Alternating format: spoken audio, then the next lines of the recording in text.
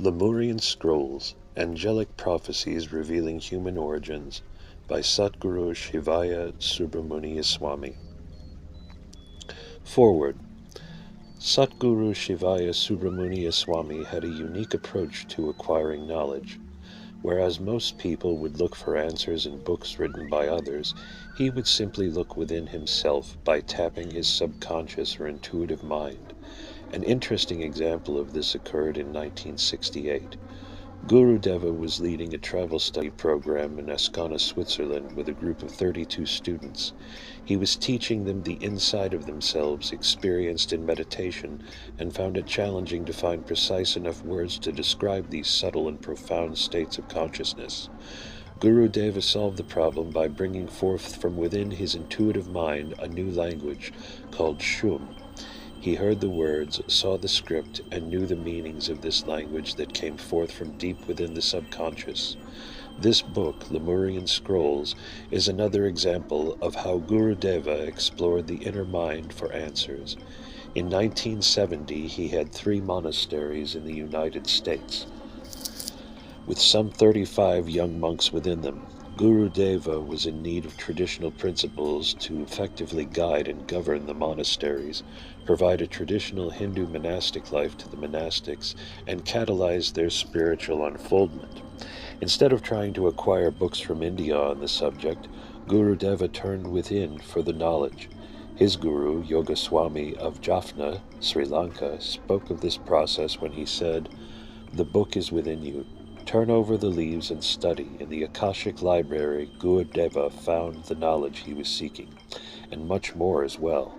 Knowledge of mankind's journey to Earth from the Pleiades and other planets in the pursuit of unfolding into the ultimate attainment, realization of the self within, information about ancient Lemuria and its spiritual culture, the vast cycles of time governing periods of spiritual awakening and spiritual darkness on this planet, and the relationship between the galaxy's central sun, man's consciousness, and the Kundalini force. The monks were, of course, quite amazed by and enthralled with this mystic information. They adapted their life to this wisdom, and even today the ideals and principles you will encounter herein are an integral part of each monk's daily life. Satguru Bodhinathva Velyanaswami, 163rd Jagadacharya of the Nandanatha Sampradaya Khalsa Parapara, Guru Mahasanidanam. Dedication. These pages are truly mystic in more ways than one. The city that was used to read these revealing manuscripts in 2 ancient languages was impregnated in me by my Sadguru during sannyasa initiation. It is a very special city that is only activated by the great ones on the other side, not unlike a real vision, which one does not attain at will, but which comes as a grace, an opening allowed by the inner plane masters when they want to be seen or have their message heard by mankind. Lemurian Scrolls is sincerely dedicated with full prapati, a total surrender, to my Satguru Shiva Yogaswami, born 126 years ago on May 29, 1872. It is his darshan shakti that is doing it all. It truly is, then as now. It was a wonderfully rewarding experience to have this momentary window open in the Akasha, enabling me to read these epistles as easily as one would read the credits on television after the performance. The writing was clear. The language, though foreign to my external mind, was immediately translated through the superconscious intelligence. There are no words to convey the feelings of appreciation for these revelations being made available by the kind souls within the inner worlds wanting to make our history known to earthlings. Satguru Yogaswami had developed the powers of clairvoyance and clairaudience while seated under an olive tree night and day for 4 years.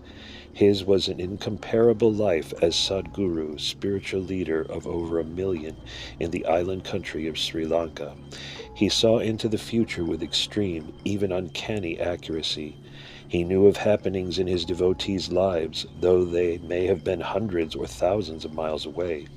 He appeared to them in his subtle body in times of danger to give warning, in times of temptation to give strength, in times of uncertainty to give faith's gifts. His visions anticipated the present-day ethnic war in Sri Lanka, which he described to devotees decades before it happened, of his painful sight into their future, of their future anguish and suffering, of their dispersal and their despairing fate.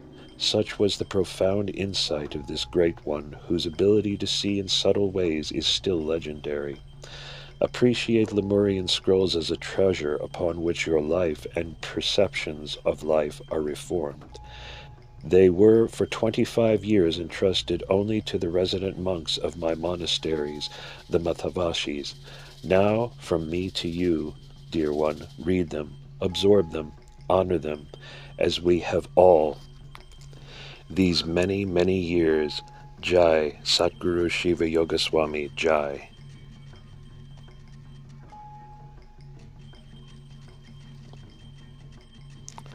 Preface. How did man arrive on Earth?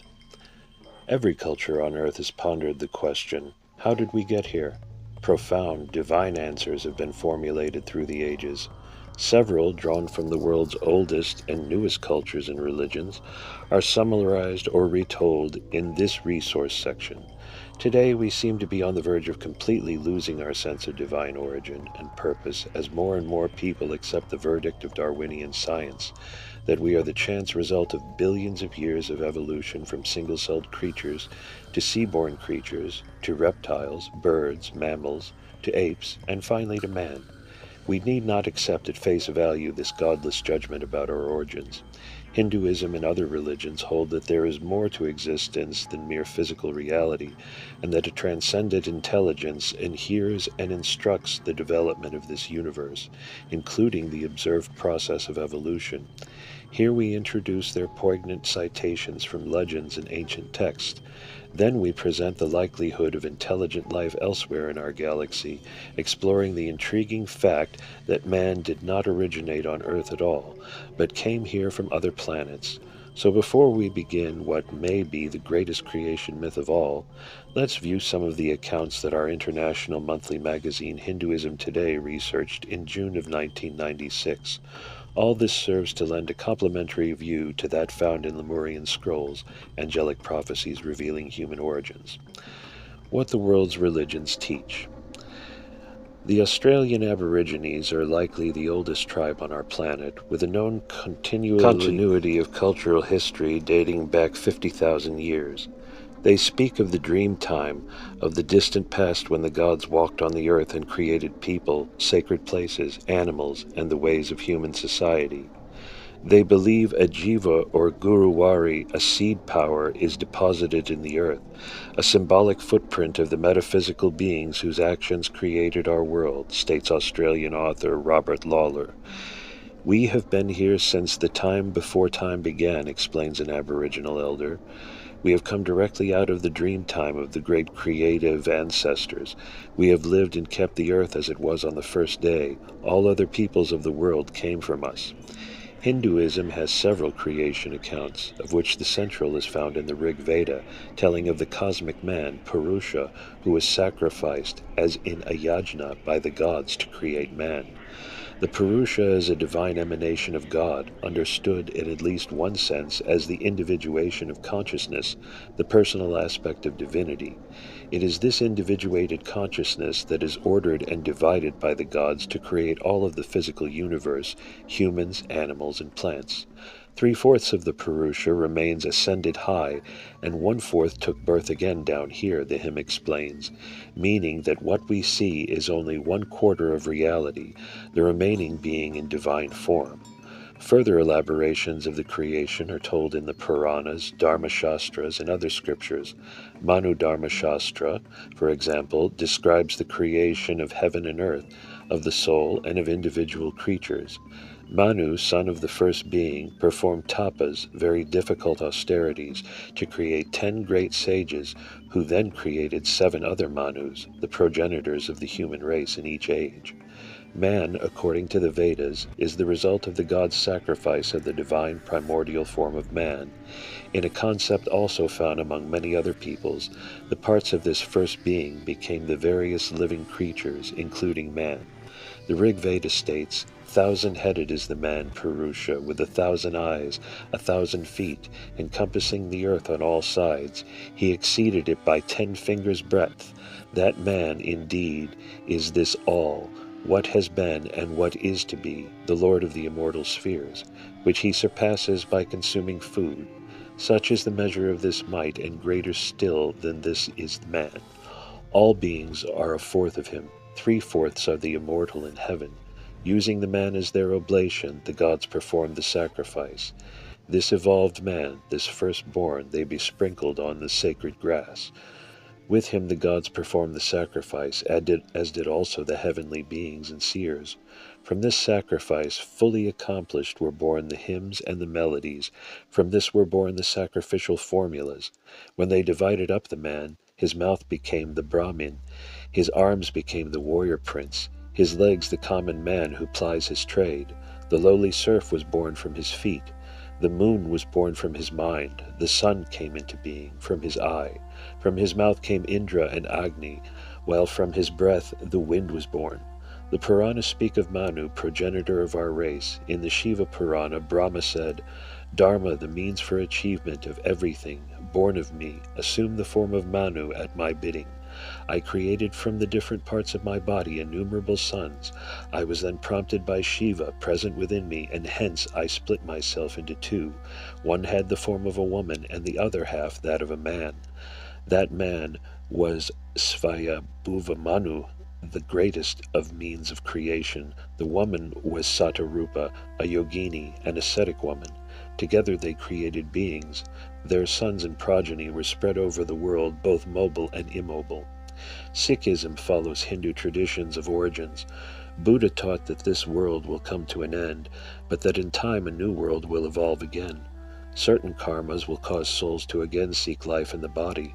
Others will follow and become more and more attached to the body, developing passion, selfishness, and other evils. The Buddhist scripture Sadharma Pundarika mentions that there are so many worlds beyond this one that no one should be able to imagine, weigh, count, or determine their number. The Jains hold that the world's souls and time are uncreated, unbeginning, and unending. The world exists through its own being and is divided into heaven, earth, and hell. The Abrahamic religions, the Hebrews, Christians, and Muslims, all hold more or less to the creation story given in the Bible's first chapter. In the beginning, God created the heaven and the earth was without form and void, and darkness was upon the face of the deep. And the Spirit of God moved upon the face of the waters. And God said, Let there be light, and there was light. And God saw the light, that it was good. And God divided the light from the darkness. And God said, Let there be a firmament in the midst of the waters, and let it divide the waters from the waters. And God said, Let the earth bring forth the living creature after his kind, cattle and creeping thing, and beast of the earth after his kind.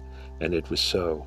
And God said, Let us make man in our image, after our likeness, and let them have dominion over the fish of the sea, and over the fowl of the air, and over the cattle, and over all the earth, and over every creeping thing that creepeth upon the earth.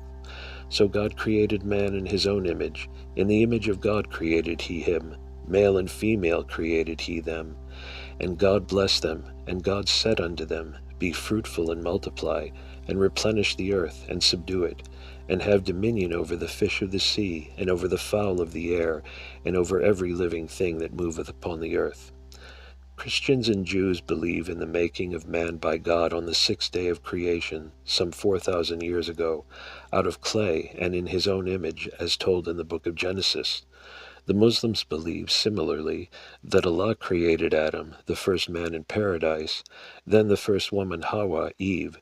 There they lived a perfect life in a perfect universe, far vaster than ours. They were cast to earth when they committed the first act of disobedience to God, after a jealous Satan tricked them. Their children are the ancestors of mankind.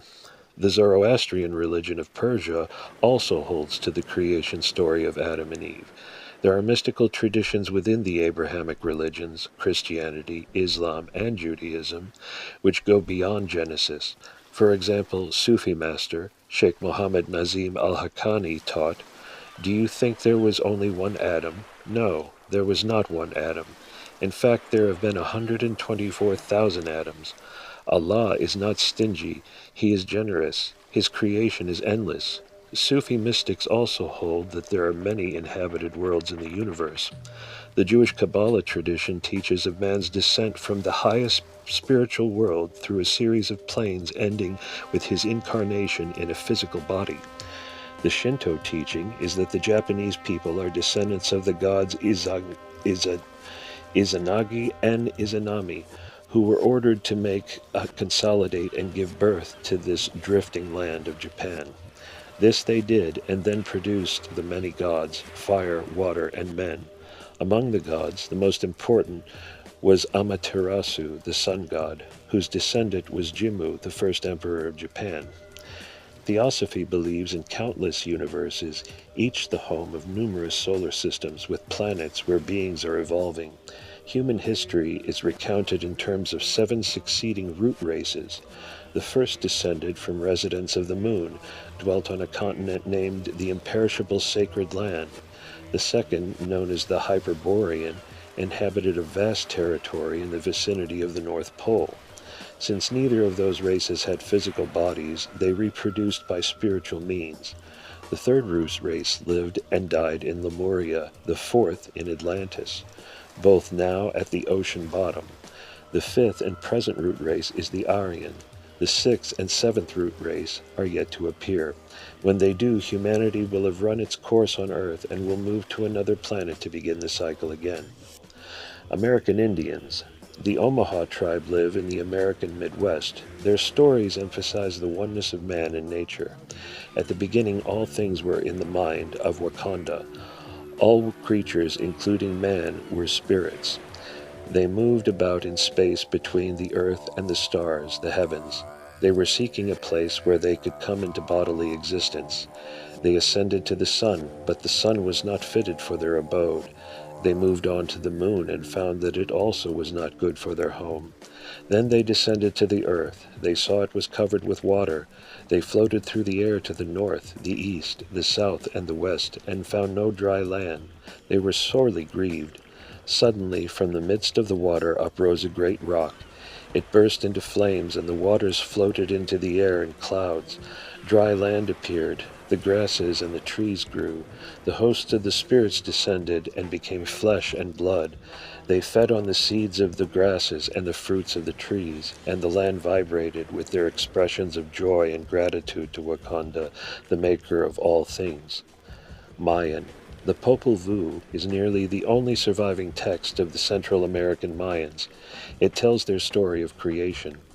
Admirable is the account of the time in which it came to pass that all was formed in heaven and upon earth, and was spoken by the Creator and Maker, the Mother, the Father of life, and of all existence, that one by whom all move and breathe, Father and Sustainer of the peace and peoples, by whose wisdom was premeditated the excellence of all that doth exist in the heavens, upon the earth, in the lake and sea. Lo, all was in suspense, all was calm and silent, all was motionless, all was quiet, and wide was the immensity of the skies. Lo, the first word and the first discourse. There was not yet a man, not an animal, only the sky existed. The face of the earth was not yet to be seen, only the peaceful sea and the expanse of the heavens. Alone was the Creator, the Maker, Tipu, the Lord, and Gukumats, the plumed serpent, who engender those who give being alone upon the waters like a growing light. They spoke, "Let it be thus done. Let the waters retire and cease to obstruct, to the end that earth exist here, that it harden itself and show its surface, to the end that it be sown, and that the light of day shine in the heavens and upon the earth, for we shall receive neither glory nor honor from all that we have created and formed until human beings exist, endowed with sentience." The Mayans and the ancient Babylonians taught that the gods created man to honor them.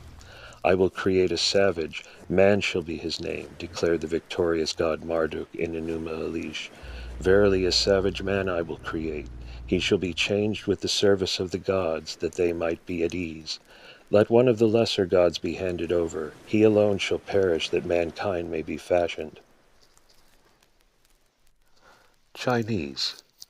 The Chinese story of the original man, Pangu, parallels that of Hindu creation.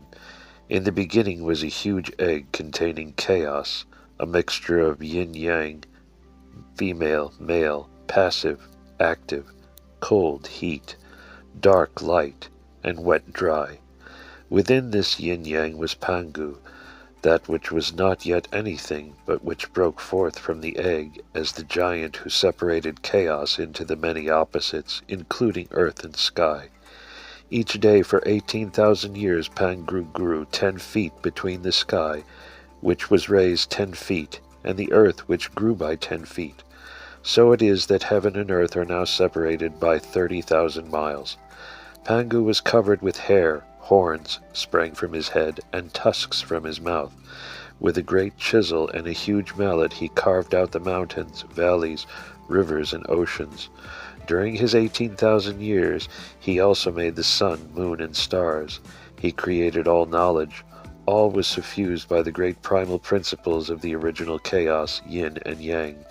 When Pangu finally died, his skull became the top of the sky, his breath the wind, his voice thunder, his legs and arms the 4 directions, his flesh the soil, his blood the rivers, and so forth. The people say that the fleas in his hair became human beings. Everything that is Pangu, and everything that Pangu is yin-yang. With Pangu's death a vacuum was created, and within this vacuum pain and sin were able to flourish.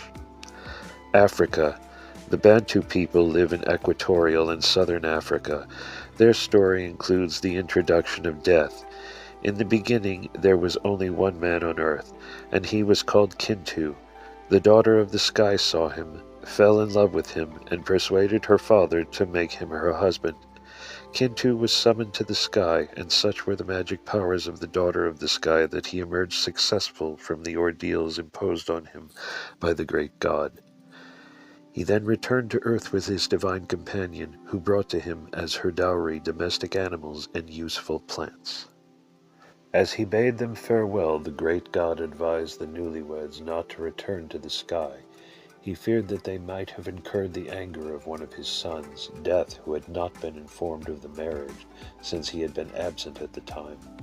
On his way to earth, Kintu realized he had forgotten to bring grain.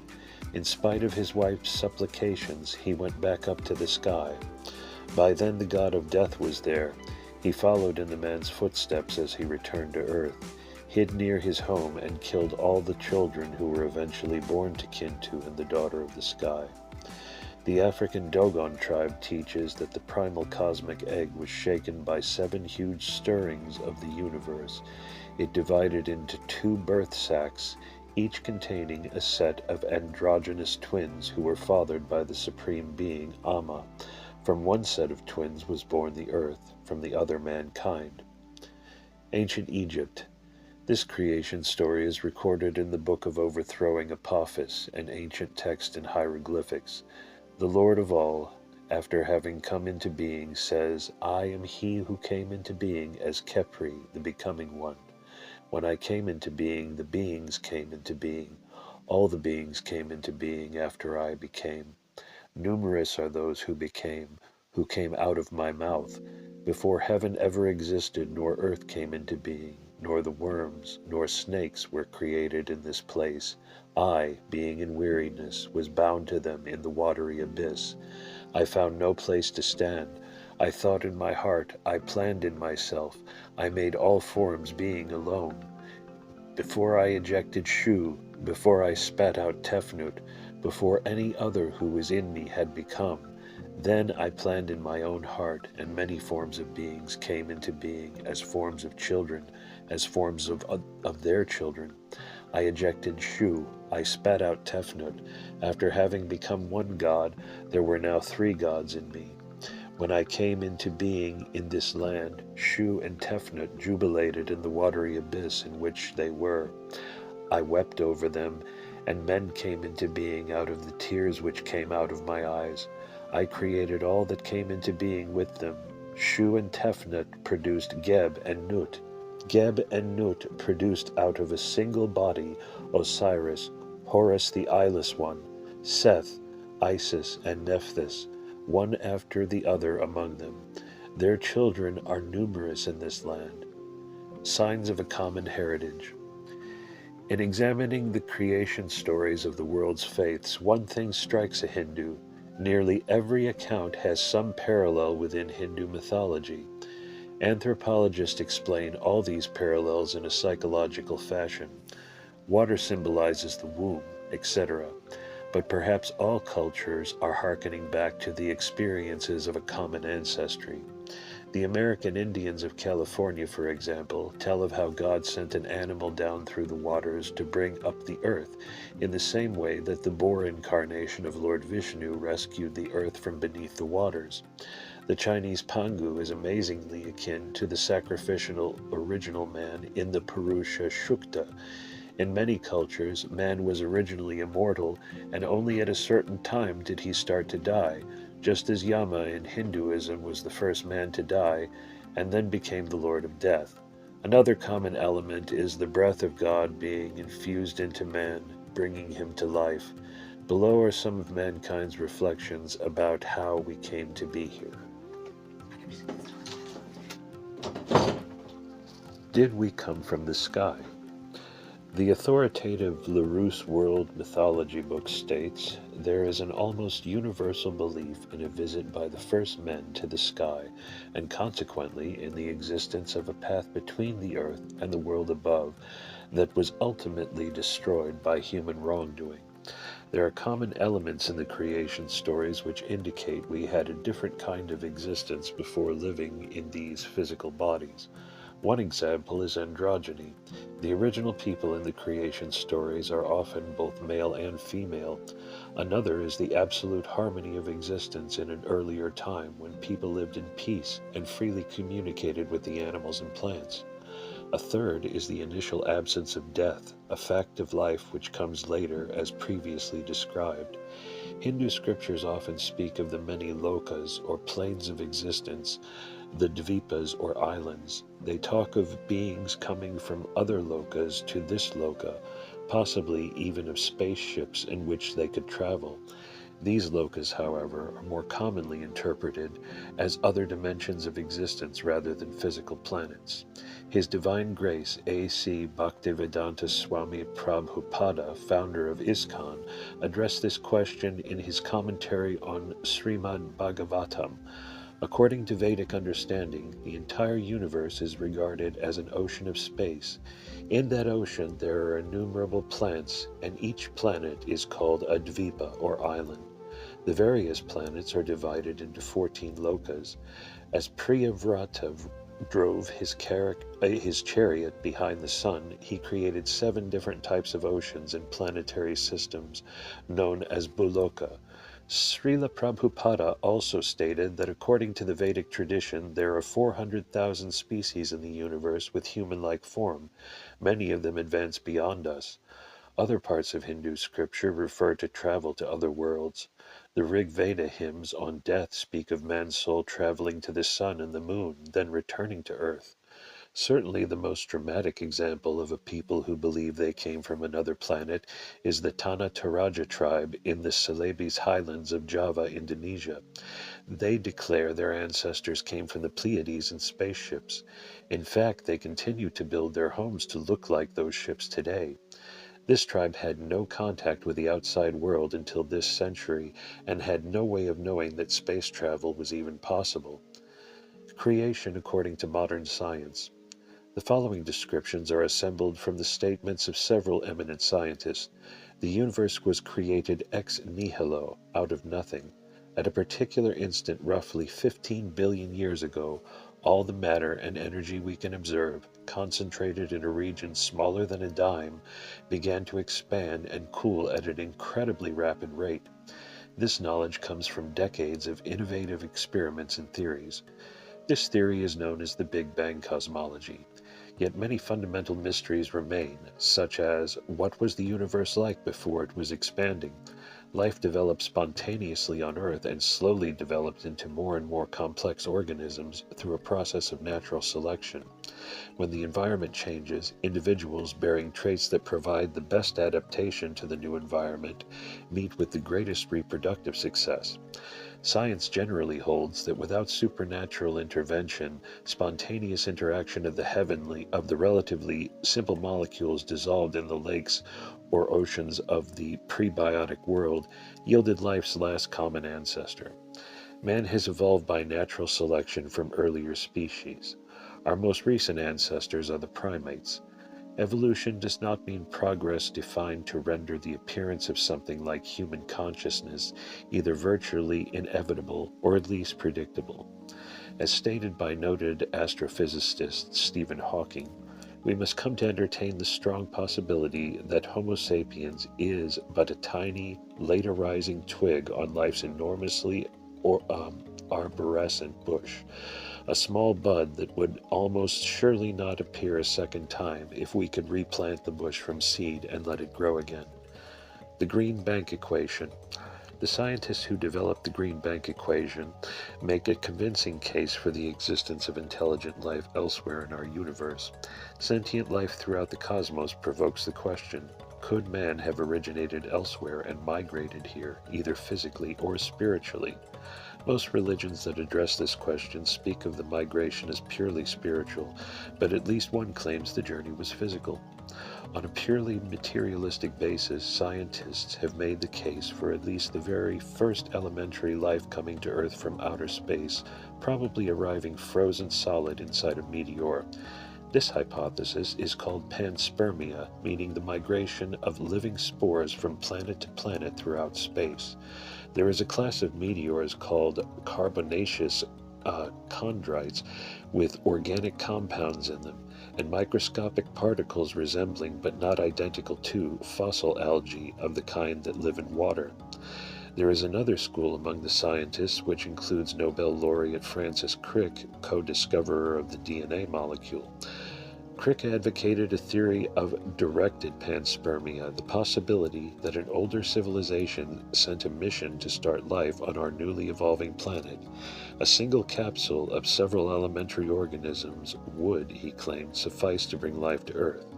This might suggest, Crick said, that we have cousins on planets which are not too distant.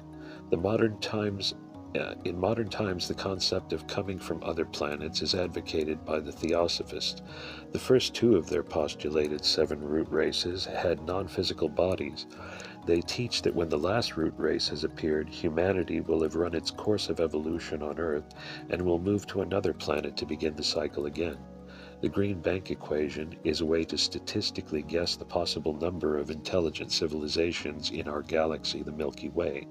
It is not the result of a UFO conference, but rather sober calculations made when U.S. scientists first set out to detect life elsewhere in the galaxy by listening for coded radio signals from them. The explanation of the equation on the next page is from the book Cosmos by my friend, the late astrophysicist Dr. Carl Sagan. We were together in 1990 at the Moscow Global Forum, and there spoke of ultimate matters from very different points of view. Who could we talk to out there with our present level of technology? The answer, according to the Encyclopedia Britannica, is that with our present most powerful radio telescope, we could send and receive intelligible signals a rather astonishing 1,000 light-years. Within that range are over 10 million stars. The Green Bank Equation's bottom line is that within our galaxy there are plausibly 10 million advanced civilizations. That, of course, doesn't mean they are all close by. If equally distributed, the nearest might be several hundred light-years away, which is a really long way. Consider also that this formula only addresses one galaxy, ours. The total number of galaxies in the universe is estimated at 100 billion. 10 million civilizations per galaxy computes to a truly astronomical figure. We are very probably not alone in this vast universe. Conclusion. We can now see that there is hope for a more secure future when we put together in our inner mind all the information that we have gathered on these pages. The wise look to the past to know the future. We do hope that by looking at our beginnings, we have helped in some way the peoples of the world to forge a fulfilling future. Maybe, just maybe, all the answers are not to be found in our intellects. Some may exist in the old creation stories, or be projected to us from futurists within inner and outer space. The Green Bank equation, N equals NFP, NE, FL, FI, FC, FL. How science concludes there is intelligent life elsewhere in our galaxy. N represents the number of stars in our Milky Way galaxy, estimated at 400 billion. FP is the likely number of planets. 1 in 3 stars may have a solar system, averaging perhaps 10 planets each, for a total of 1,300 billion planets. Since 1995, more than 6 nearby stars were confirmed to have planets around them. NE is the likely number of planets that can support life. Since life exists on Earth in a wide range of temperature and environment, this is guessed at 2 per system. That gives a total of 300 billion planets on which life might evolve. FL is the likely fraction of such planets which might actually develop some form of life. It was estimated by Carl Sagan based on the range of scientific opinion at 1 in 3. That means there might be 100 billion inhabited worlds. Fi is the likely number of planets with intelligent life developing. Such a development might be rare, or it might be inevitable. Sagan uses the conservative figure of 1 in 10. We could have in our galaxy an estimated 10 billion worlds with intelligent life. FC is the fraction of those planets with intelligent life which develop a technological civilization capable of interstellar communication. This is estimated at 1 in 10 for a total of 1 billion technically advanced civilizations in the galaxy. L is the final factor. Does an advanced civilization destroy itself, as we on Earth seem inclined to do, or does it endure for millions of years? If even 1% survives, states Sagan, the number of such advanced living civilizations is in the millions. Introduction. The story of this revelation begins in the distant and still magical land of India. It was a splendid season in New Delhi, approaching the passage of Mahashivashrati, the holiest night of the year. Having pilgrimaged with 75 monastics and devotees throughout India and Sri Lanka to saints and sages, ancient temples, dharmashalas, adinams, and modern ashramas, I happened late one morning during a spontaneous walk upon an extraordinary Lord Shiva Nataraja deity at Nirmala's Copper Bazaar. I walked around the wondrous 6-foot-tall bronze statue situated on the busy sidewalk and quietly said, "Hello." It was the store's insignia and showpiece, too precious to sell, the owner declared, as no value could be attached. Bravely disregarding that fact, we bargained and traded through the morning hours and ultimately acquired it, and as evening approached, arranged for its shipment to our distant garden island of Kauai. At Mahashivashrati time again a year later, in 1973, in the jungles of Kauai, our Kadavul Nataraj deity, Lord of the Dance, arrived at Kauai Adinam and was placed in the gardens overlooking the sacred Walua River, where it was spontaneously decorated, bathed, and worshipped. That night, the exact location of the deity's installation was chosen by Lord Murugan himself when he appeared to me in an early morning vision, upturned his glistening vel, his scepter of spiritual discernment, and powerfully pounded its point 3 times on the cement steps at the Adinam entrance, marking the precise spot to place the deity. Soon after, a rotating 24-hour vigil was established, and it has been maintained without a single hour's lapse to this very day. Under this strict monastery discipline, monks take turns every 3 hours in the temple, night and day, 365 days a year. During this vigil, they perform constant meditation, puja, yogas, and chanting, quelling the mind and giving themselves in profound adoration, prapati, to this remarkable icon. Thus the arrival of the Shiva Nataraja deity transformed our life, and from that day forward, life in and around the monastery has revolved around his divine presence. This establishment of Kadavul Hindu temple on the lush tropical garden island of Kauai, Earth's most remote landmass, at the base of Hawaii's oldest extinct volcano, known as Mount Waileli, eventually was recorded in the state archives by the governor as the first Hindu temple in Hawaii. With the arrival of Lord Nataraja, thousands upon thousands of devas of the second world and devas and mahadevas of the third world penetrated the inner atmosphere of the Lemurian mountain-top island of Kauai from several ancient temples.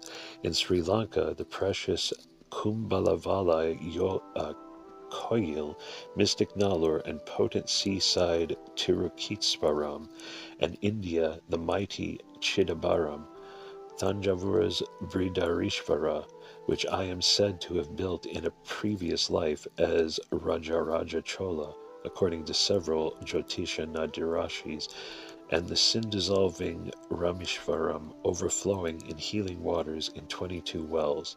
The three worlds had at that moment become connected as one, and the Shaivite Hindu religion began to flourish on this side of the planet. A great inner plane library. Soon after we had placed the deity, my inner eye, with the Aina chakra, was opened upon an array of great manuscripts, and the inner library of Lord Subramuniyaswami was seen. Upon each wish and fancy, the librarian, a tall, fine, elegantly robed, bearded man, would pull forth from one shelf or another great volumes, and with firm hands open and turn the pages to the proper place to be read. I read these volumes one after another to the monastics at Kauai's Hindu monastery after this city was obtained. They asked questions. The books were placed within the inner ether of my mind. The pages turned and read and enjoyed and understood. Thus Shiva's great diamond dust-like darshan, flooding out, opened the inner door of our Lord Subramuniyam's private library, which contains the records accrued since his arrival on this planet. Lord Subramuniyam, the South Indian god also known as Kartikaya, Murugan, Skanda, and Sanat Kumara, has always been near and dear to us, in a coconut grove near the ocean. The venue of this remarkable clairvoyant happening was the garden restaurant of Coco Palms Hotel.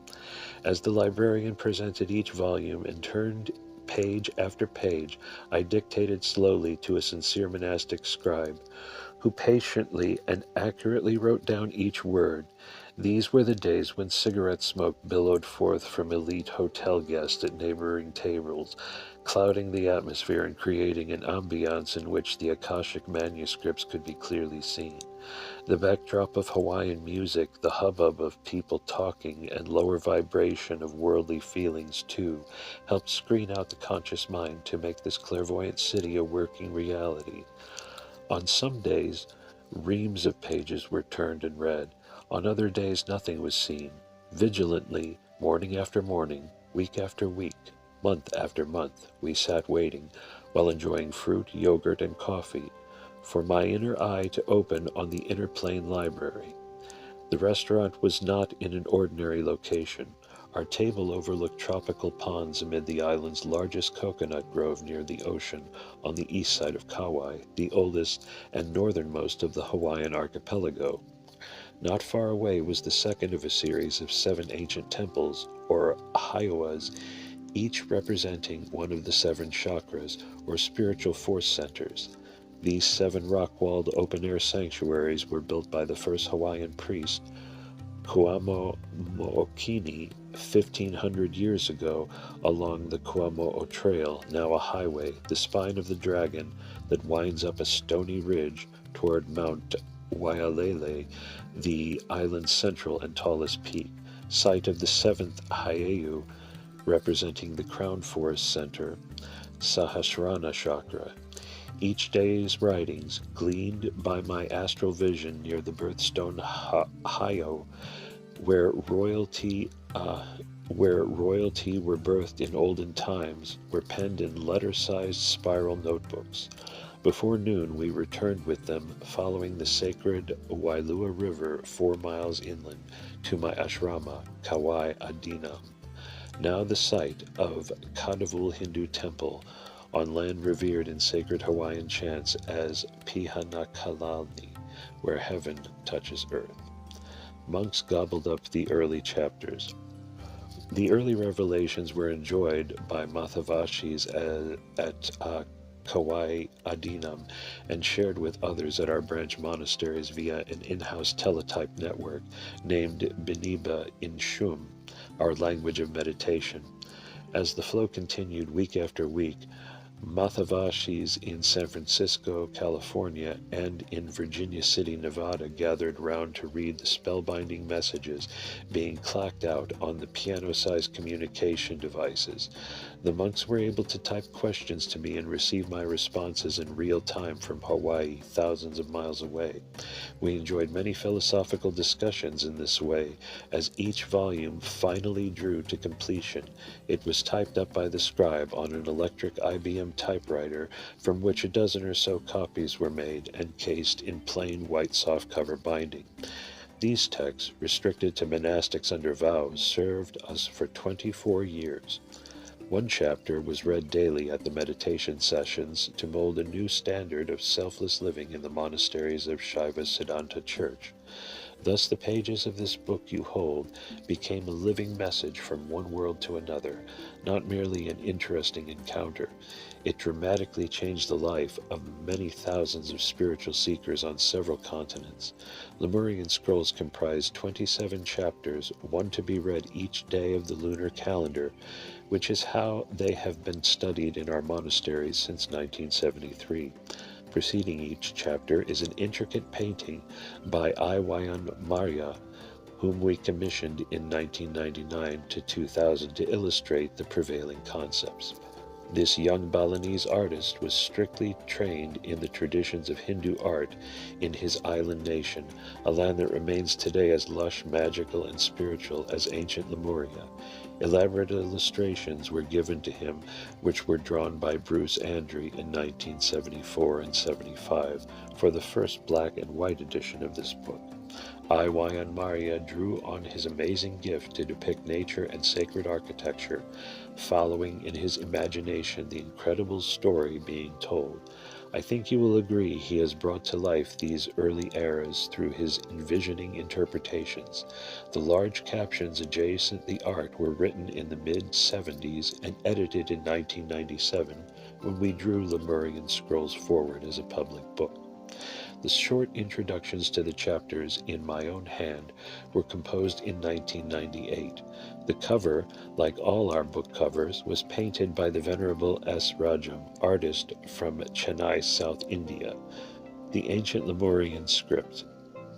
After reading from these ancient scriptures, verification in the first world began to arrive as to the usefulness in the personal lives of the Shaivite monastics of much of this information. The language in which I read the first books was found to be similar to an old Lemurian language. It looks like this. The books were large. This language was written in gold. Shimmering gold letters danced out at me, and I knew the meaning as the inner eye scanned each page. When questions were asked, the masterful librarian turned the page. Lord Subramuniyam's librarian could read my thoughts. He read them well and presented the volumes systematically that were to create, when finished, the Lord Subramuniyam Shastras and change the course and direction of our Shaivite monasteries in the western area of the world, then and into the future of futures. Numerous volumes revealed. The Lord Subramuniyam Shastras are divided thrice. The divisions are the Lemurian Shastras, the Dravidian Shastras, which together constitute these Lemurian scrolls, and the Shaivite Shastras, now part of the Matavashi Shastras, written for the guidance of and restricted to Acharyas, Swamis, Yogis, and Shadakas of our Shaiva Siddhanta Church. Along with these were unfolded two supplementary manuscripts, the Book of Virtue and the Book of Attitudes, along with a larger work entitled the Book of Remedies. The Lemurian Shastras, which take up the first half of these scrolls, unfold a remarkable story of how souls journeyed to earth in their subtle bodies some 4 million years ago. The narrators of the ancient text explain that civilization on their native planets had reached a point of such peacefulness that spiritual evolution had come to a standstill. They needed a fire planet, such as Earth, to continue their unfoldment into the ultimate attainment, realization of the self within. To persist in the lush atmosphere, genderless, organic bodies were formed through food offering ceremonies. Later, through a slow process of mutation, the fleshy bodies we know today as human were established as vehicles for reincarnation. As the book progresses, a diminishing of the spiritual forces radiating from the central sun of the galaxy is described. As spiritual awareness wanes, the life force of man, Kundalini, sleeps, and instinctive desire manifests in abundance. These amazing chronicles of early man's life on earth are told from within great walled monasteries where narrators look back and forward at the same time, often reading from ancient texts describing the daily life of those within and outside these sacred citadels. The theme throughout is to continue channeling the pristine spiritual vibration from the central sun as long as possible and to preserve the Lemurian culture, its wisdom and knowledge for generations far into the future.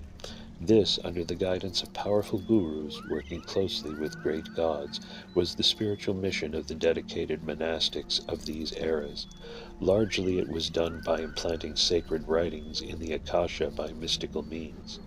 From the Dravidian manuscripts.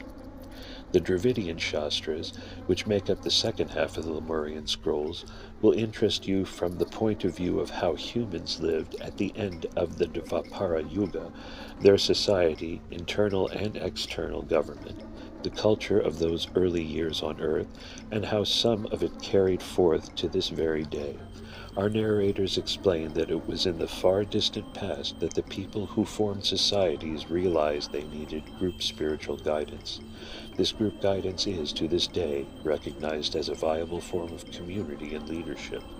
Examples that come to mind are the Dalai Lama's Tibet, where something like 1/3 of the social order is a monastic group, serving the religious and political needs of 2/3 of the family group.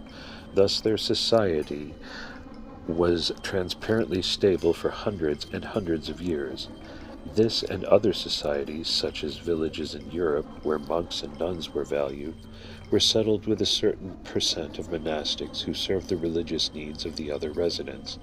The division of lay community and monastic community results in a wealthy, highly productive, harmonious society. We learn in the Dravidian Shastras just how this was accomplished in the long, long ago. It is prophesied that sustainable societies will once again emerge when mankind returns to the wise protocols of these earlier times, where spiritual men and women, spiritual principles, and spiritual sharing guided both individual and society, where religious leaders were valued and sought after, for the populace knew that if they could be engaged in the social effort, they would lend it a light and wisdom that would not otherwise be available or important. These last 16 chapters of Lemurian scrolls explain the procedures of management, their gurus, and their protocol. We can see its wisdom really worked, and our monastic order endeavored to emulate it as much as was possible in this modern, diverse age, where divisions are normally accepted as signs of an advancing civilization, and religion is considered an interference with scientific points of view. Questions from monks answered. Now I shall ramble on a bit and explain some of the intricacies involved in completing this work, taken from my notes made along the way, as bringing through and recording these Shastras took over 1 year of retreat from outer activities for absolute one-pointed concentration, each morning for many hours.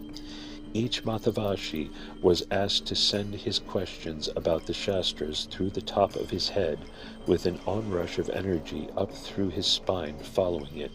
In this way, his communication would penetrate into the second world, the Antarloka, and even sometimes the third, the Shivaloka, and be heard by the devas and deities there.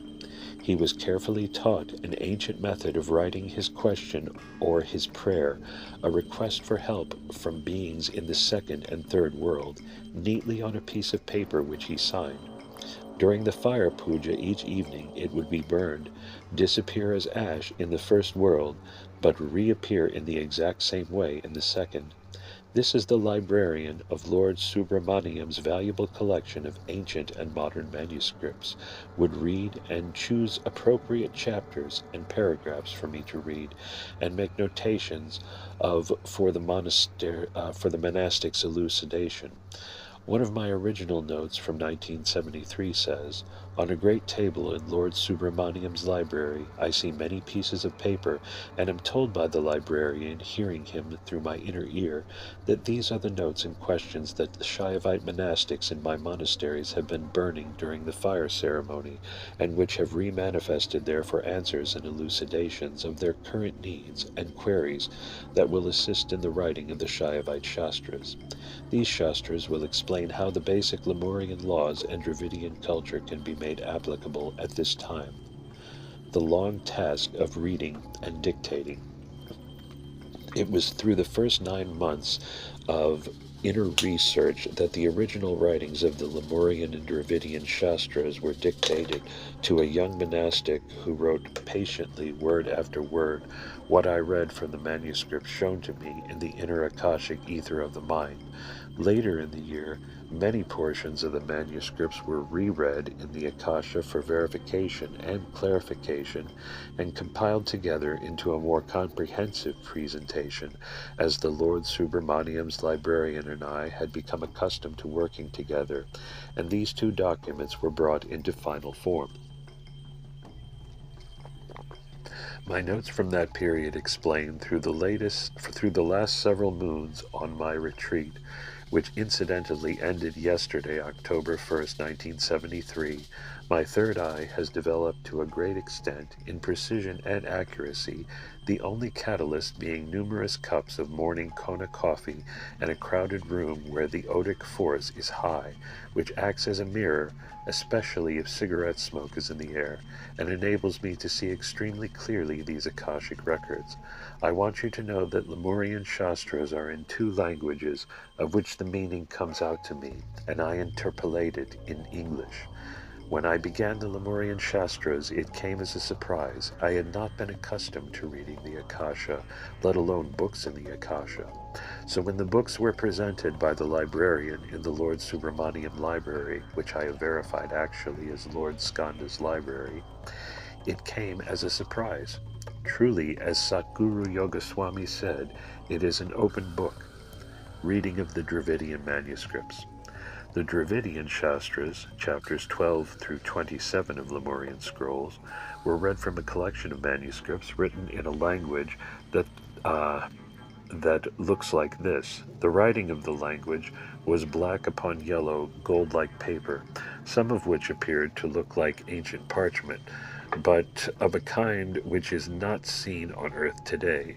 The Shaivite Shastras were written for the Shaiva Siddhanta Yoga order by a group of devas in the second world, in English clearly printed on white paper with black letters.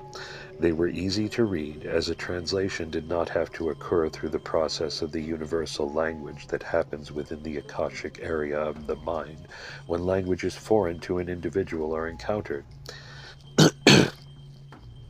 In the Antar Loka as well as the Shiva Loka, each one hears another speak in the language he is accustomed to, due to the immediate process of translation that occurs. This is called the universal language.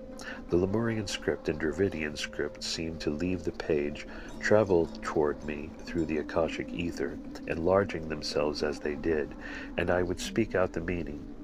More than often, after speaking out the meaning, print would leave the page, and the actual scene in vivid picture form would appear in place of it, depicting what had been described. Some of these books stood 3 feet tall, and when opened spanned about a 4 or 5 foot area. These were the Lemurian collection, written during the Treta Yuga. They all had heavy covers and were placed into the Akashic library through certain prescribed methods used in that day. Some of the covers were decorated in gold, with a light green suede leathery type material covering them. Others were brown, and still others red and covered with jewels. The Dravidian volumes. The Dravidian collection were of different sizes. Some had large floppy covers and loosely connected pages. Others were small and well bound. Still others were heavy, bulky, but were lifted and placed before me as if they weighed no more than a feather. At times pages would crackle as they turned, and others would appear to be quite well preserved. Here is a note I made when encountering these Akashic texts in 1974. These Shastras were written at the end of the Dvapara Yuga as a guideline for going into the Kali Yuga, and are in a different language than the Shastras that were written at the end of the Treta Yuga. They tell at great length about the time of night in the Kali Yuga, when the Kundalini, in the form of a snake, would curl up and go to sleep. And since we know all the problems that this has caused through the nervous system of man in a state of sleep, we won't go into the particular section of the book, which is a thick section. The Shastras say that when the Kundalini is well balanced, the whole nature becomes very smooth, and that every effort should be made to surround oneself with people and circumstances that keep the Kundalini active in the deeper chakra. Another book is being presented now by the librarian, which is a book of prophecy of the action of the Kundalini in the Sat-Shiva Yuga. This book has big floppy pages, and each page is about 2 by 3 feet, big and loose and floppy, with a soft cover. Occasionally, out of the center of a page comes a picture, and I see very clearly how these things look. So between words and looking at the pictures and reading this book, unlike other books, you don't have to turn the page to get another picture. It just comes out of the place where the picture is. This book is the same as all the rest, sort of yellow gold with golden writing on it, with a royal blue Akashic background, and is sort of sitting there in space. Occasionally, when we get into an area, the librarian will turn a few pages, and a whole new area will come up. I just see now that the fibrous bodies are the same structure as a leaf on a tree, and the sap running through the veins all equally. So they were kind of vegetable or tree-constructed bodies. However, it shows clearly that they were not exactly a vegetation of this earth, because they were produced out of this Kundalini force and maintained by it. First World Petitions. My original notes conclude, at one point I saw a table before my forehead with an array of paper and books and manuscripts on it. I had never seen this before, and here is how I describe this experience. A large scroll tells me that this is the collection of petitions from all the esoteric groups and organizations in the world who are guided from this one library of our Lord Subramaniam in the Akasha. The thoughts of the group leaders, it goes on to say, are listed to by the inner plane divine helpers and written down and given to the librarian here. Then these leaders of the various groups are brought to the library at night, and the librarian, the one who has been getting for me all the books I have been reading, gives them books to read, and specific helpful things are pointed out to them. In this way, all the many groups harrowing the Sat-Shiva Yuga on earth are guided in the same way, getting all their information and guidance from the same central source in the Akasha. In this way, Lord Subramaniam, the god of the Pleiades, does his work through his international library, with records existing today that are over 2 million years old. These petitions on this table will be answered tonight when the particular person arrives, or the answer will be projected to him telepathically or clairaudiently. The organization leader may say in the morning, "Oh, I had a good dream last night," or in meditation, and it was unfolded that we should do this or that, and his people quite naturally would be inspired to make it manifest. A window on the way of wisdom. During the course of the months that followed, after this first entry into the library, we really came to love Lord Subramaniam's librarian, and he told us that on the earth plane, the last time he was here, he was one of the Shaivite saints. He mentioned that Satguru Yogaswami of Kalambutharai, 1872 to 1963, was also one of the Shaivite saints, Nayanars, and was sent by Lord Subramaniam back to a birth in the Buloka, the first world, to live in Jaffna, to lay the foundation for and accrue the power to sustain Shaivism in the Western world. There are more of us, he said, and they will identify themselves on the physical plane from time to time. In reading this book, Lemurian Scrolls, use your inner eye to follow what is described. You will begin to see the intricacies to be found in the depth of the Akasha. They outline the way of wisdom for the acharyas and swamis of the Shaiva Siddhanta Yoga order and offer a window into the origins of mankind and our purpose for being on our planet Earth. We do hope that you gain some new insights and inspiration from Lemurian scrolls, as have so many of my devotees during the past 2 decades. During the many months it took to bring through the entirety of the Lord Subramuniyam Shastras and their supplementary text, I came to deeply appreciate the wonderful being whom I knew as Lord Subramuniyam's librarian. To that very tall, efficient man, elegantly dressed in colorful robes, living and serving in the Antarloka, I now offer a profound mahalo. Thank you for granting us access to your master's extraordinary archive. I shall conclude with a quote from my dear friend, Lord Subramuniyam's librarian, offered with a wise nod of approval. An amazing work, well done. After that, the door gently closed. To this very day, my inner eye has never opened again into Lord Subramuniyam's Akashic library, though other inner worlds continue to be revealed. Another vision and direction for the future. It was almost exactly 2 years after the arrival of the Lord Nataraja deity, once the entirety of the Shastric reading had been completed, that another vision came that planted the seeds of our San Marga Airavan temple, which is being carved of white granite as a spiritual edifice to last 1,000 years. For this decades-long project, we built a village in Bangalore, India in 1990. Today, over 100 workers and their families daily carve by hand this magnificent edifice. Early in the morning of February 15, 1975, I experienced a threefold vision of Lord Shiva. First, I saw him walking in the meadow near the sacred Wailua River on our 51-acre Adinam land. Suddenly his face, composed of billions of tiny hair-like quantums, was looking into mine. I remember this perfect face of all faces clearly today, and with each year the details of this vision become clearer and clearer. Then he was seated upon a great stone. Astonished, I was seated on his left side. Upon re-entering earthly consciousness, I felt certain the great stone was somewhere on our land, and set about to find it. Guided from within by my Satguru, I hired a bulldozer and instructed the driver to follow me as I walked to the north edge of the property that was then a nearly impenetrable tangle of buffalo grass and wild gava. I hacked my way through the jungle southward as the dozer cut a path behind me.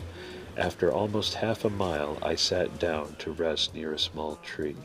Though there was no wind, suddenly the tree's leaves shimmered as if in the excitement of communication. I asked the tree, "What is your message?" In reply, my attention was directed to a spot just to the right of where I was sitting. When I pulled back the tall grass, there was a large rock, the self-created linga on which Lord Shiva had sat. The bulldozer's trail now led exactly to the sacred stones, surrounded by 5 smaller boulders. San Marga, the straight or pure path to God, had been created. All this happened on February 15, 1975. San Marga Airavan Temple. Worship of the sacred stone with water and flowers was commenced immediately through daily puja rites, and a master plan was unfolded from the Devonic worlds. Today, visitors to the sanctuary walk the path of the Tamil Nayanars around picturesque lotus ponds and visit the 6 shrines of the Kailasa Parampara on the banks of Shravanbhava Lake in Rishi Valley. Across rolling meadows, pilgrims will gaze upon the San Marga Airavan temple, enshrining the world's largest single-pointed quartz crystal, a 700-pound, 39-inch tall, 6-sided natural gem, a Spatika Shivalinga acquired in 1987. Airavan, designed to stand 1,000 years and more as a spiritual edifice for 40 generations, is America's first traditional all-stone temple. We know how that this vision and its blessings as the seed for such a remarkable project for future generations was a gift from the inner worlds following directly in the wake of Lemurian scrolls. The foundation had been set long, long ago, and now it was time to bring forth Sanatana Dharma to the Western world in all its glory. And what better place to begin than Tihanakalini, where heaven touches earth, on an ancient mountaintop of Lemuria, the garden island of Kauai. A place of sacred pilgrimage. Here is a quotation from the Shaiavite Shastras giving a vision of future fulfillment. By the time 1995 arrived, the inner world and the outer order of Shaivism worked in harmony with the band of Mahadevas in the third world.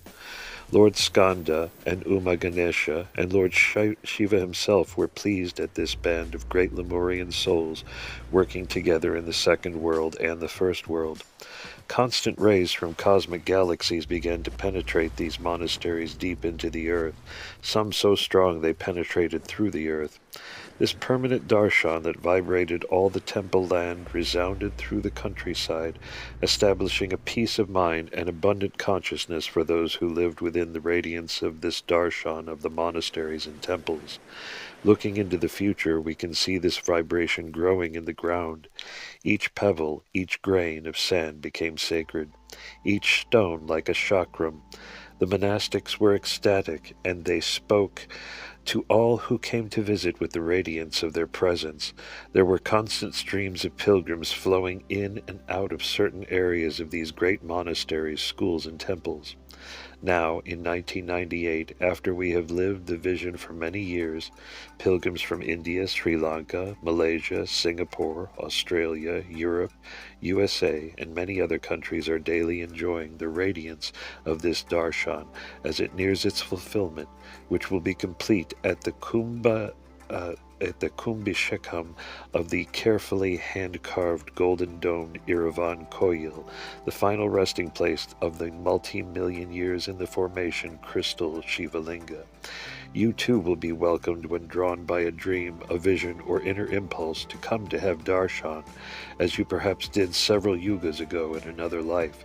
Sitting here on Kauai's eastern coast, looking out upon the calm Pacific Ocean, listening to the musical waves caressing the ancient coral reef, and reminiscing the eventful days in which these scrolls were read, I wonder, as you also may, what other gifts of knowledge these great beings have in store for us.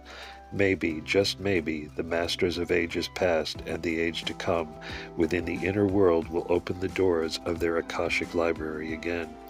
The doorknobs are on the inside and can only be used by them. We can only wait and wonder, wondering while we wait. Enjoy Lemurian scrolls, angelic prophecies revealing human origins. Love and blessings ever flowing to you from this and inner worlds. Satguru Sivaya Subramuniyaswami, 167 Jagadacharya of the Nandinatha Sampradayas Kailasha Parampara, Guru Maha Shanidanaram Kauai Adinam Hawaii, 72nd Satguru Jayanti Tamil Hindu year 5099, January 5th, 1998. We now begin this book with humble prostrations to the benevolent god Ganesha, quietly spoken of in these manuscripts, worshipped today in nearly every country of the world, famed even in this decade for drinking all the milk in London, New Delhi, and elsewhere, and flattered in headlines in numerous countries on September 19, 1995, when he started the milk miracle, unchallenged by scientists. He, above all the gods, must be worshipped first. God Lono to the Hawaiians, Tsogsdag to the Tibetans, Prakenis to the Cambodians, Tatkarur Kagan to the Mongolians, Vinayaksha or Shoten to the Japanese, St. Nicholas to the Western peoples. He is invoked in millions of shrines, outnumbering those of the other gods in the Hindu world. Quoting from our Hindu catechism, Dancing with Shiva, we humbly introduce him here. Lord Ganesha is the elephant-faced patron of art and science, the lord of obstacles and guardian of Dharma. His will prevails as the force of righteousness, the embodiment of Shiva's karmic law in all three worlds. Lord Shiva, the almighty power, created heaven and earth, and the god Lord Ganesha to oversee the intricate karmas and dharmas within the heavens and all the earths. Lord Ganesha was created as a governor and interplanetary intergalactic lord. His knowledge is infinite, his judgment is just. It is none other than Lord Ganesha and his mighty band of Ganas who gently help souls out of the Naraka abyss and adjust them into higher consciousness after due penance has been paid, guiding them on the right path toward dharmic destiny. He is intricate of mind, loving pomp, delighting in all things sweet, and enjoying adulation. Lord Shiva proclaimed that this son be worshipped first, even before himself.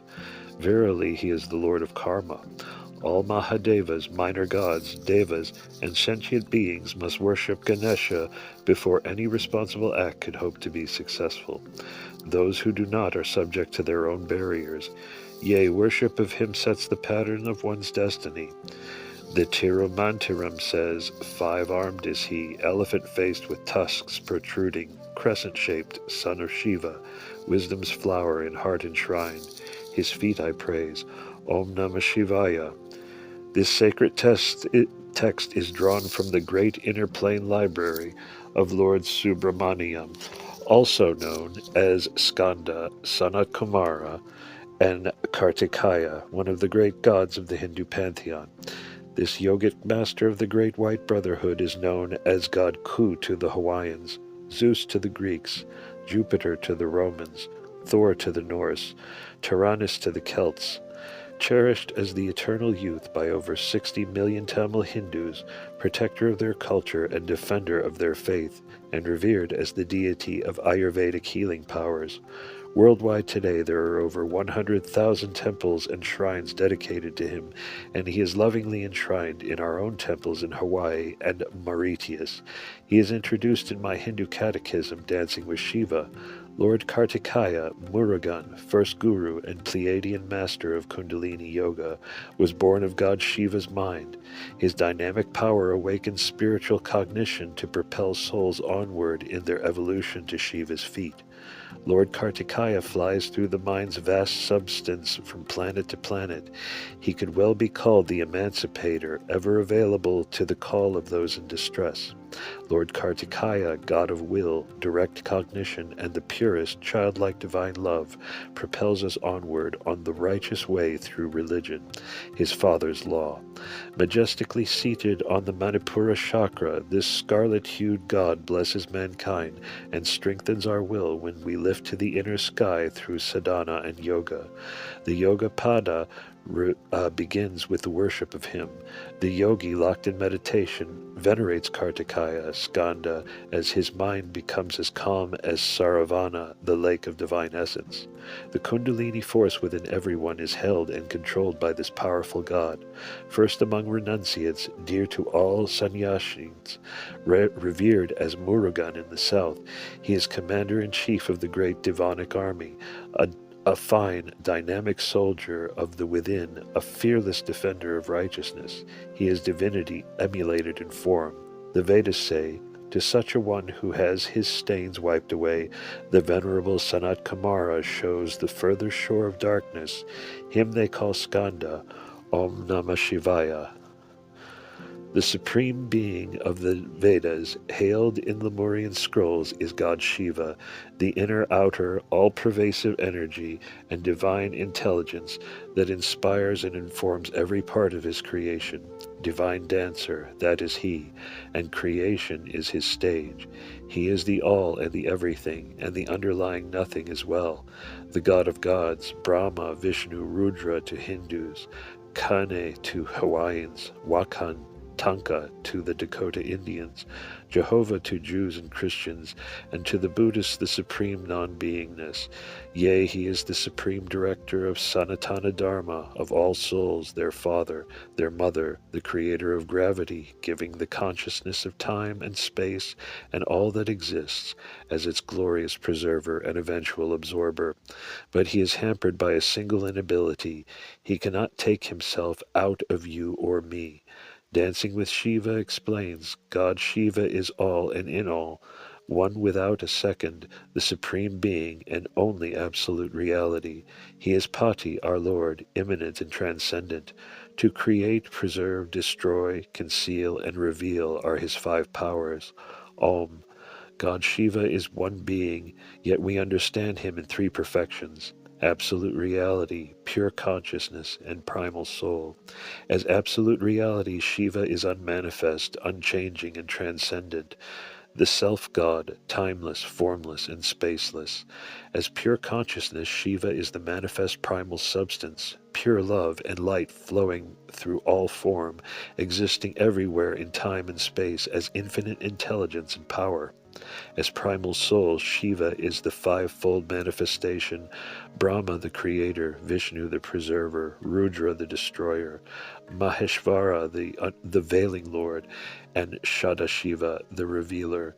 He is our personal Lord, source of all three worlds. Our divine Father Mother protects, nurtures, and guides us, veiling truth as we evolve, revealing it when we are mature enough to receive God's bountiful grace.